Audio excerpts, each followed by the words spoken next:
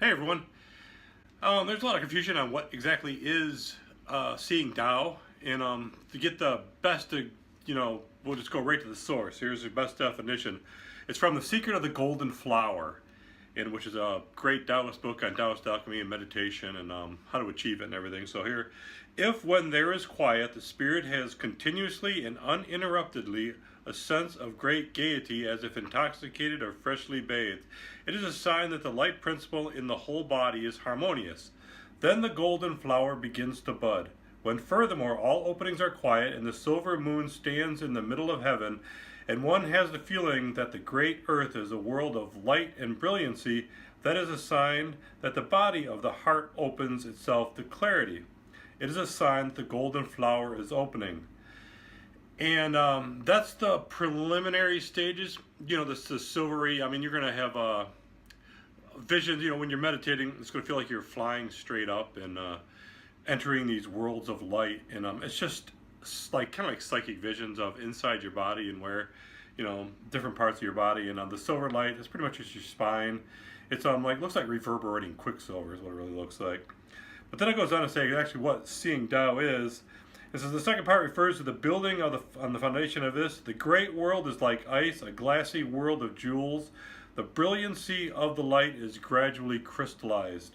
It's basically you're seeing the whole world made out of crystals and light and everything. And that's the Taoist seeing Tao.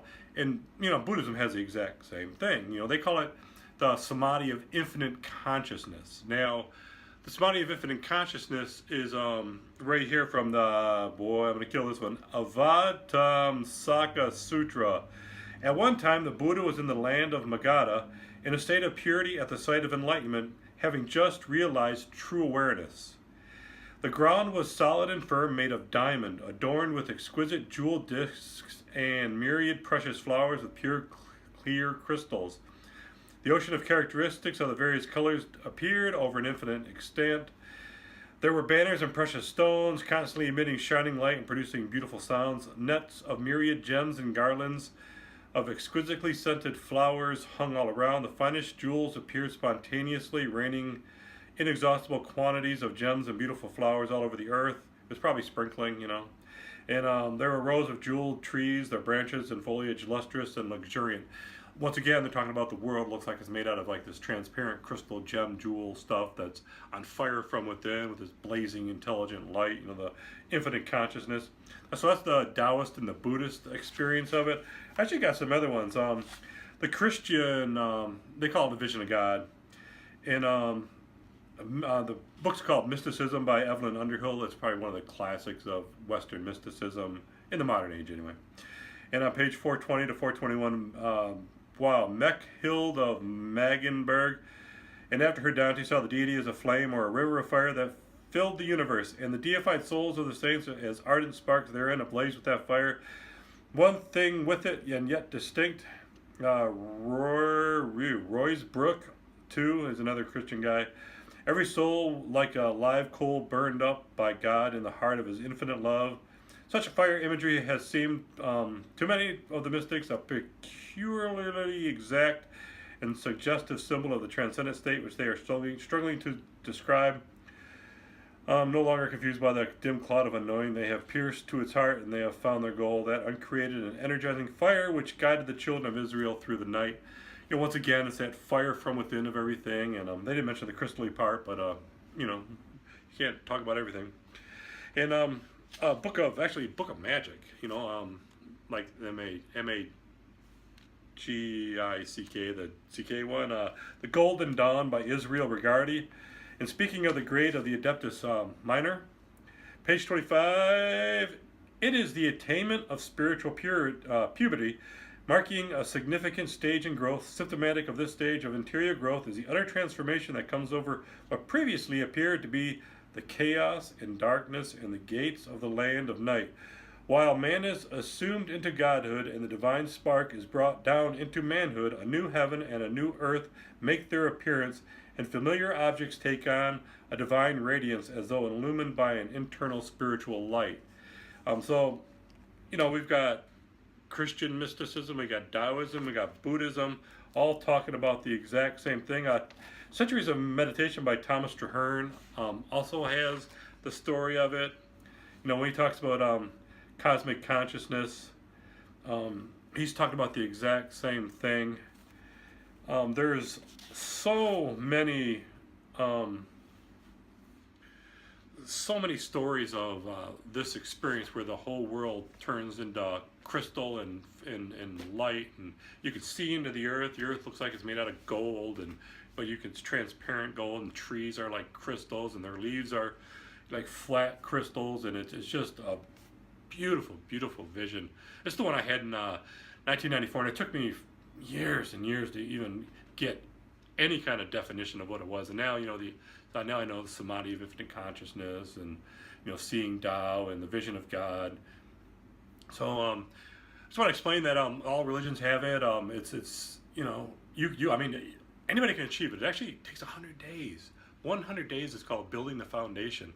The problem is there's 3 things necessary for it, and most people just can't do it. I mean, first off, I'm sure you've heard it's pretty big on the internet now, called no fap. You can't masturbate, you can't have sex, you got to hold in your essence. I'm not really sure why. I know that the Taoists say it's because you're conserving your jing to make qi, but I've pretty well versed in human anatomy since I've been in college, and I've been taking classes just to study this kind of stuff, and pretty sure that's not how it works. It's probably a brain mechanism thing, like the second thing is hunger, lust and hunger. You have to have a very restricted diet. It doesn't matter what your restricted diet is, apparently. It's just got to be really restricted. It's a lot of people fast. It's because I think you're shutting things off in your brain. You're changing your brain chemistry. The third one is meditation. The emptiness meditation, not the focusing on something meditation. No creative visualization, no guided meditations, nothing like that. You have to do the emptiness meditation where you're just sitting there and nothing. A lot of books on that. You can find them. I think I got videos on it too. So meditation, no sex, no fap, and then restricted diet. Those 3 things. And you got to really want it. You got to have faith that it's going to happen, which of course could be a delusion. And if it's a delusion, it's awesome. But there's another thing that very few tell. You can find it in Western alchemy. I have never found it in Eastern alchemy, but Western alchemy talks about you have to start the process in the springtime, and like you should start the meditation process probably in December or January, just so you're built up enough for March, April, May, June, July, because that's usually the period that it happens. I never found a period of time where it didn't happen in that window. So you've got like a window of opportunity every year. I've never found a case of it happening to anybody under the age of 26, 27. I've also never really found a case of it happening to people over 60 or 70. But it always happens pretty much the same time of the year. It happens the exact same process. Nobody just, is a drug addict lush who, I don't know what it's called when guys are sleeping around, but, those people just don't have it. A lot of people accidentally have it. There's mathematicians who've, locked themselves away, and they've been studying a problem, and all of a sudden, bam, they see the whole world on fire, and they see the crystals and stuff. They become, they get that Samadhi of infinite consciousness. Just because the process of higher mathematics is pretty intuitive once you get all the stuff down, and they've really developed their intuition to the point. But they can't hold on to it. They don't go into any of the other higher states. There's a bunch of samadhis, and the first enlightenment is the Samadhi of infinite consciousness. The world of, you're seeing the world of crystal and fire, and then there's a bunch of samadhis above it. The Samadhi of infinite space and on, and then these are the people who do it spontaneously, like the mathematicians and stuff. They don't go on. They're called Evelyn Underhill calls them in the book Mysticism. He calls them natural mystics. Whereas the people who really develop it through meditation, and they know what they're doing, they're trying to develop this consciousness, this samadhi, they're the mystics. So you gotta, the real mystics, not the kind of accidental ones. I think they're someone else called them blind cat bumping into dead mice. It's pretty funny. Anyway, I hope that helped people figure out, what all these, vision of God, enlightenment, this is just the first enlightenment, seeing Tao, what they all have in common. Samadhi of infinite consciousness, Buddhism, Taoism, Christianity, they all got that, one experience in common. They got a bunch of them, but that, that's the major first real that's when the spiritual life really begins. A lot of people think it begins before, but free will is kind of a lie. We pretty much live from our unconscious mind, so that kind of opens up when you first start meditating. So, when you start meditating, that's usually given the 0 marker, and then when you, finally have this experience, you're given the 1 marker. 1, 2, 3, 4. So if you follow Golden Dawn, there's, that's just Adeptus Minor, grade is you're finally an adept. So, in Theosophy, I think it's the 3rd initiation, they call it, the 3rd.